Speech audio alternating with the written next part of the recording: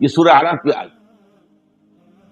ہم نے انسانوں اور جنوں میں سے بہت سے ایسے لوگ پیدا کر دیے ہیں جو جہنم ہی کا ایندھن ہے، پیدا کیے اس کے لیے. اور ان کی کیفیت کیا ہے؟ لہم قلوب لا یفقہون بہا، ان کے پاس دل ہے لیکن تفقہ نہیں کرتے، غور نہیں کرتے، سوچتے نہیں. لہم قلوب لا یفقہون بہا ولہم اعین لا یبصرون بہا، ان کی آنکھیں ہیں پر دیکھتے نہیں. وَلَهُمْ آذَانٌ لَا يَسْمَعُونَ بِهَا، ان کے کان ہیں لیکن سنتے نہیں. أُولَٰئِكَ كَالْأَنْعَامِ بَلْ هُمْ أَضَلُّ، وہ تو چوپایوں کے مانند ہیں بلکہ ان سے بھی گئے. دیکھیے یہ آنکھیں میری بھی ہیں تو گدھے کی بھی ہیں، کتے کی بھی ہیں، گھوڑے کی بھی ہیں، بلی کی بھی ہیں. بعض سے حیوانوں کی آنکھیں ہم سے بہت تیز ہیں، بہت سے حیوان اندھیرے میں بھی دیکھتے ہیں، ہم نہیں دیکھ سکتے. یہ جو عقاب قسم کے جو ہے پرندوں کے اندر شکاری، ان کی اتنی نگاہ تیز ہے، بہت بلندی سے زمین پر پڑی ہوئی سوئی کو بھی دیکھتے. ان کی بھی آنکھیں ہماری بھی ہیں، ان کے امکان ہے ہمارے بھی ہیں، ان کی بھی عقل ہے ہماری بھی عقل ہے. لیکن انسان ہونے کے ناطے ہمیں جو چیز دی گئی تھی وہ روح تھی. روح کے ذرائع ہے، روح کا قلب، وہ اس کی عقل ہے، روح کی آنکھ ہے، روح کے کان. اسی لیے کہا ہے اقبال نے، دم چیست قیامت شنیدی نہ شنیدی. دیکھو تم جب سانس لیتے ہو یہ کیا ہے؟ یہ ایک پیغام ہے، تم سنتے ہو کہ نہیں سنتے؟ ہر سانس بتا رہا ہے اس کے ساتھ وابستہ ہے زندگی. یہ جب بند ہوا دم چیز قیامت شنیدی نہ شنیدی، در خاک تو یک جلوہ آمیخت نہ دیدی. تیری مٹی ہی میں ایک جلوہ بھی ہے، نور بھی ہے، دیکھتے نہیں ہو. دیدن دیگر آموز سنیدن دیگر آموز، اور دیکھنا سیکھو. اس آنکھ سے دیکھنا تو کتے کو بھی آتا ہے، بلے کو بھی آتا ہے، وہ بھی دیکھ لیتا ہے کار آ رہی ہے بچ جاتا ہے. دیدن دیگر آموز، انسان کا دیکھنا دیکھو اور وہ ہوگا روح کا. انسان کا سننا سنو اور وہ ہوگا روح کا سننا. اب اگلی بات سمجھیے، یہ جو دو وجود ہیں ان کی سورسز ایبسولوٹلی ڈفرنٹ، اینڈ بلکہ یہ سمجھیے متضاد. حیوانی وجود اور وجود کے معنی جسم جمع جان، ان کا بریکٹ کر دیجیے، دو الگ چیزیں نہیں ہیں. وہ مٹی سے بنے. اور یہ وہ نقطہ ہے جو سائنس اور مذہب میں متفق علیہ ہے. سائنس بھی یہی کہتی ہے اور اللہ کی کتاب بھی یہی کہتی ہے. روح اس کا اس خاک سے کوئی تعلق نہیں، وہ عالم امر سے آئی ہے، بلندیوں سے آئی ہے، وہ امر رب ہے، وہ اللہ کے پاس سے آئی ہے. زمین و آسمان کا فرق. اب اس کے دو تقاضے ضمنی طور پر سمجھیے. ہمارے جسد حیوانی کو جو طاقت چاہیے تھی وہ اس کے لیے جو غذا چاہیے کہاں سے آتی ہے؟ جہاں سے جسد حیوانی آیا. گندم آ گئی، چاول آ گئے، سبزیاں آ گئی. بکری کا گوشت کھایا تھا تو بکری کو نے کیا کھایا تھا؟ بیری کے پتے کھائے تھے اور کوئی گھاس پات کھایا تھا. The ultimate source. روح کو بھی ضرورت ہے انرجی. اس کا تغذیہ اور تقویت کلام ربانی سے ہے. یہ روح ربانی ہے اور اس کی غذا کلام ربانی. نمبر 3، ان دونوں کے رجحان ایک دوسرے سے بالکل متضاد ہیں. جسم جہاں سے ہے اسی کی طرف جھکنا چاہتا ہے. زمینی مفادات، زمینی لذتیں، عالم سفلی کی چیزیں، انہی میں مگن، انہی کے اندر مگن، انہی کی طلب میں زندگی ہے، انہی میں بھاگ دوڑ ہے. روح کا رجحان اللہ کی طرف. تو جو ہم نے آیت پڑھی روزے اور رمضان کے ذکر میں، وَإِذَا سَأَلَكَ عِبَادِي عَنِّي فَإِنِّي قَرِيبٌ، آپ سوچتے رہیے کہ آخر یہ سادھو لوگ کیا کرتے تھے جا کر کئی کئی سال تک. برف سے ڈھکی ہوئی چوٹیوں پہ یہ تپسیا کاٹی کی کسر. ہمارے یہاں بھی اولیاء اللہ نے صوفیاء نے بڑی بڑی ریاضتیں کی، بہت بڑی بڑی ریاضتیں. کس کی طرح؟ اللہ کا قرب طرح. یہ اصل میں یہ روح جو ہے یہ اللہ کا قرب ہے. اور عربی زبان کا ایک مقولہ ہے بڑا پیارا، کل شیء یرجع الی اصلہ، ہر شے اپنی اصل کی طرف لوٹتی ہے. جسم یہاں سے آیا تو یہی جائے گا. منہا خلقناکم وفیہا نعیدکم ومنہا نخرجکم تارۃ اخرى. روح انا للہ و انا الیہ راجعون. روح زمین میں دفن نہیں ہوتی، نہ یہ زمین کی شے ہے نہ زمین میں جائے گی. اب دیکھیے میں نے ایک آیت تو آپ کو سنائی، یسألونک عن الروح، سورہ بنی اسرائیل کی. اے نبی یہ لوگ آپ سے روح کے بارے میں پوچھتے ہیں.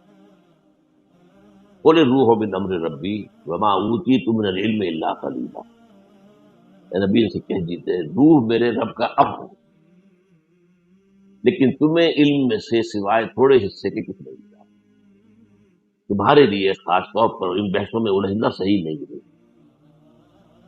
یہ بات سمجھ لیجیے، یہ ابدی قاعدہ نہیں ہے. قرآن مجید کا اولین مخاطب جو طبقہ تھا، جو قوم تھی، وہ فلسفی نہیں تھی، پڑھی لکھی نہیں تھی، وہ تو امی ان پڑھ، کوئی کتاب نہیں تھی. ان کو اس طرح کے جھمیلوں میں قرآن نے ڈالیں گے، ان گہرائیوں کی طرف. اب جیسے کہ ایک آیت ہے سورہ حدید کی، هو الاول والآخر والظاہر والباطن. وہ تو نہیں ہے. امام راضی کھڑا ہوا ہے، معلوم ہوتا ہے کہ سخت دہشت زدہ ہے مقصد. اعلم ان هذا المقام مقام غامض عمیق مہیب. جان لو یہ مقام ہوشیار کہ رہ برد میں تیز قدم رہا. ہوشیار ہو جاؤ کہ اس وقت تمہارا قدم جو ہے تلوار کی دھار پر ہے. یہ آیت وہ ہے. عام ہمارے مفسرین گزر جاتے ہیں اور عوام کیا سمجھیں گے. تو یہ بات سمجھ لیجیے کہ روح ہے لیکن اس کی تفسیر قرآن نے نہیں بتائی. البتہ وہ اشارات ہیں سوچنے والوں کے لیے ہے. سب سے پہلا اشارہ کیا ہے؟ اس روح انسانی کو اللہ نے اپنی ذات سے منسوب کی. اس سے بڑی بات کیا ہوگی؟ دو آیتیں میں نے آپ کو سنائی ہیں، سورہ حجر 14ویں پارے میں اور سورہ صاد 23ویں پارے. وَإِذْ قَالَ رَبُّكَ لِلْمَلَائِكَةِ إِنِّي خَالِقٌ بَشَرًا مِنْ صَلْصَالٍ مِنْ حَمَإٍ مَسْنُونٍ.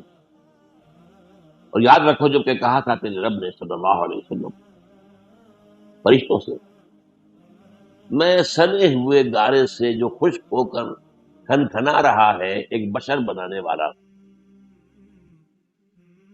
اب عجیب نوٹ کیجئے، قرآن نے 6-7 الفاظ استعمال کیے.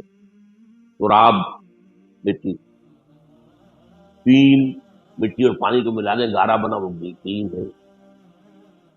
تین لازم، وہ تغاری جو آپ نے گارے کی بنائی تھی تھوڑی سی توڑی ڈال دیجیے اس میں ڈھیر اٹھے گا. کچے گھر جو ہے لیپے جاتے ہیں پوتے جاتے ہیں اس گارے سے. تو جب لیس ہوتا ہے تبھی تو پلسٹر کھا ہی رہتا، مطلب وہ پلسٹر پھٹ جائے گا. عام گارا تو نہیں کر سکتا.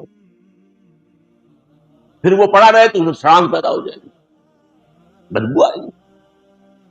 پھر اگر سوکھ گیا کھنکھنانے لگے گا. یہ 6 الفاظ ہیں. من تراب من طین من تین لازم من حمأ مسنون من صلصال کالفخار من صلصال من حمأ مسنون. اب یہاں دیکھیں، یہاں بھی 2 الفاظ آئے. سورہ ہجر میں نے بتا دیا خالق بشرا من صلصال من حمأ مسنون. سورہ صاد میں فرمایا وَإِذْ قَالَ رَبُّكَ لِلْمَلَائِكَةِ إِنِّي خَالِقٌ بَشَرًا مِنْ طِينٍ. پھر دونوں جگہ کیا الفاظ ہیں، یہ ہے اصل شے. فَإِذَا سَوَّيْتُهُ وَنَفَخْتُ فِيهِ مِنْ رُوحِي فَقَعُوا لَهُ سَاجِدِينَ. تو جب میں اسے تیار کر دوں اور پھر اپنی روح میں سے اس میں پھونک دوں تو گر پڑنا اس کے سامنے سجدے. یہ ہے اس روح انسانی کی نسبت. اب یہاں علماء احتیاط کرتے ہیں کہ آپ یہ نہ کہ اللہ کی روح ہے، اللہ کی روح میں سے اللہ کی شان کے یہ شایان شان نہیں ہے کہ اس میں سے کوئی چیز نکلے، حالانکہ یہ بات صحیح نہیں ہے۔ کلام بھی تو اللہ کے ذات میں سے نکلتا ہے، کہاں سے نکلتا ہے؟ قرآن اللہ کا کلام کہاں سے نکلا؟ خرج من ایل، ایک حدیث میں الفاظ آئے خرج من ایل، اللہ تعالیٰ کی خدمت میں تحفہ اس سے بہتر کوئی پیش نہیں کیا جا سکتا جو خود اس کے اندر سے برآمد ہوا۔ قرآن پڑھو کھڑے ہو کر قرآن کے ساتھ سناؤ اللہ، جیسے اللہ کے رسول کہتے تھے فرمائش کرتے مجھے سناؤ قرآن۔ عبداللہ ابن مسعود کہتے ہیں میں نے کہا حضور میں آپ کو سناؤں، آپ پر تو قرآن نازل ہوا، تو میں ہاں لیکن مجھے دوسروں سے سن کر کچھ اور ہی نظمت ہے، اللہ بھی سنے گا۔ حدیث میں ہے قیامت کے دن جو عالم باعمل ہوگا، جو اللہ کے دین کی شرطوں کو پورا کرتا ہوگا اور پھر بہت اچھا خوش رہانکاری بھی ہوگا، اللہ فرمائے کہ قرات کرتے رہو کرتے رہو کرتے رہو، جب تک کرتے رہو گے تمہارے درجے بلند سے بلند ہوتے ہونا ہے۔ فإنی خالق بشرا من صلصال من حمإ مسنون یا انی خالق بشرا من طین فإذا سویتہ ونفخت فیہ من روحی فقعوا له ساجدین۔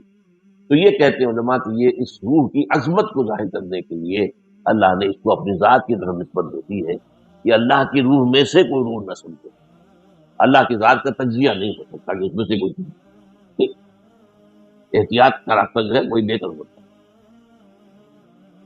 اب دیکھیے کہ یہ جو بدقسمتی ہمارا جو موجود جدید جو دینی فکر ہے، جو اپنی جگہ پر بعض اعتبارات سے بہت قیمتی ہے، مطلب یہ کہ جدید دینی فکر نے یہ واضح کیا کہ اسلام صرف مذہب نہیں ہے، دین ہے، ایک بہت بڑی بات، بہت اچھی بات۔ اسلام دین اس وقت ہوتا ہے جبکہ وہ غالب ہو، مغلوب ہو جائے تو مذہب رہ جاتا ہے۔ اور بندہ مومن کا فرض ہے کہ باطل کے نظام کو توڑ پھوڑ کر اللہ کا نظام قائم کرے، جدوجہد کرے، جدوجہد کرنا فرض ہے، وہ کر دے یہ آپ کے اختیار ہے، اللہ کہے گا تو ٹھیک ہے۔ جدوجہد نہیں کرتے تو آپ نہیں کرتے۔ اس جدوجہد کے لیے التزام جماعت لازم ہے، جماعت کے بغیر تو کام ہو ہی نہیں سکتا۔ اب یہ دینی فکر اب موجودہ دور میں لوگوں نے اس کو اجاگر کیا ہے، واضح کیا ہے، اور وہ ایک بڑا احسان ہے اس امت کے اوپر۔ ان میں سے بعض شخصیات کا میں خود مرہون منت ہوں، انہوں نے بہت استفادہ کیا، لیکن ایک بات بھی آج کہنی ہے آپ سے کہ سید ہوں، شبلی نعمانی ہوں، مولانا فراہی ہوں، مولانا فراہی کے شاگرد مولانا اصلاحی ہوں، ابو الکلام ہوں، ابو الکلام کے راستے پر چلنے والے مولانا مودودی ہوں، بڑے محسن ہیں قوم کے، ذرا سر سید کو اس فہرست سے نکال دیجیے۔ ویسے قومی تو میں آپ کو بتا چکا وہ بھی محسن قومی سطح پر، یہ لوگ دینی سطح پر نہیں محسن، لیکن دینی فکر جو ہے اگر کامل ہے تو وہ صرف ایک شخص کا ہے اور وہ علامہ اقبال۔ باقی جو گنوائے ہیں آپ کو یہ مانتے ہی نہیں کہ روح بھی کوئی الگ ہے، وہ سمجھتا بس جان اور روح ایک ہی ہے۔ اتنی بڑی حقیقت بھی کہاں سے ہو جائے، اس لیے کہ ذہنوں کے اوپر سائنٹزم کا تسلط ہے، جو ہمارے حوالے سے خمسہ کے سے دیکھی نہ جا سکے، ویریفائی نہ کی جا سکے، اس کو کیسے مان لیں؟ چلو اللہ کو تو مان لیا، ایک کو تو ماننے پر کوئی تو سبحان آخر جس نے کائنات بنائی، لیکن اس سے آگے فرشتے کو کیوں مانے، جنات کو علیحدہ وجود کیوں مانے؟ یہ سائنٹزم، یہ مذہب بن چکا، it's a religion in itself. اور وہ اس کا غلبہ اتنا ہے کہ اچھے اچھے مفکرین جو ہے اس مغرب کے مادہ پرستانہ فکر کے تسلط سے شکنجے سے پورے طور پر آزاد نہیں ہو پاتے۔ اب میں آپ کو وہ چیزیں بتا رہا ہوں جو میں نے کہا ہے، اگر نہ مانا جائے کہ روح جو ہے ایک علیحدہ جداگانہ تشخص کی حامل شے ہے تو بہت سی باتیں سمجھ میں نہیں آتی قرآن۔ ایک جس کا ذکر میں پہلے بھی کر چکا ہوں، یہ عہد الست کب ہوا تھا، کس نے کیا؟ الست بربکم قالوا بلی، ظاہر بات ہے ارواح نے کیا، جسد تو صحیح نہیں، اور تمام انسان ایک جگہ تو جمع ہو ہی نہیں سکتے تھے، اس پہ نسل بعد نسل انسان دنیا میں آئیں گے نا. آدم کے پھر 3 بیٹے، ایک سے بیٹے ہوں گے، پھر ان کے بیٹے ہوں گے، پھر ان کے بیٹے ہوں گے، پھر ان کے بیٹے ہوں گے. قیامت تک جو ہے وار بھر ہاں انسان آ جائیں گے، لیکن وہ ایک وقت میں تو جمع نہیں ہو سکتے. ہاں ہوں گے ایک دن، اور وہ قیامت کا دن ہے. وہاں پھر جمع ہو جانا سب نے، یا پھر وہ اس الست میں، عہد الست اور جماعت میں. اب یہی وہ چیز ہے جو میں نے ابھی آیت آپ کو سنائی، اس سورہ اعراف کے اندر ہے. ہم نے جہنم کے لیے بہت سے لوگوں کو پیدا کر دیا، جہنم کے لیے. آخر ہمیں چاہیے نا کچھ ایندھن جہنم کے لیے بھی درکار ہے. بہت سے انسان ہم نے پیدا اس لیے، ان کا حال کیا ہے؟ لہم قلوب لا یفقهون بها ولہم اعین لا یبصرون بها ولہم آذان لا یسمعون بها اولئک کالانعام بل هم اضل. وہ تو چوپایوں کے مانند جبل کے ان سے بھی رہ گزرے کیوں ہیں؟ اضل کیوں ہیں؟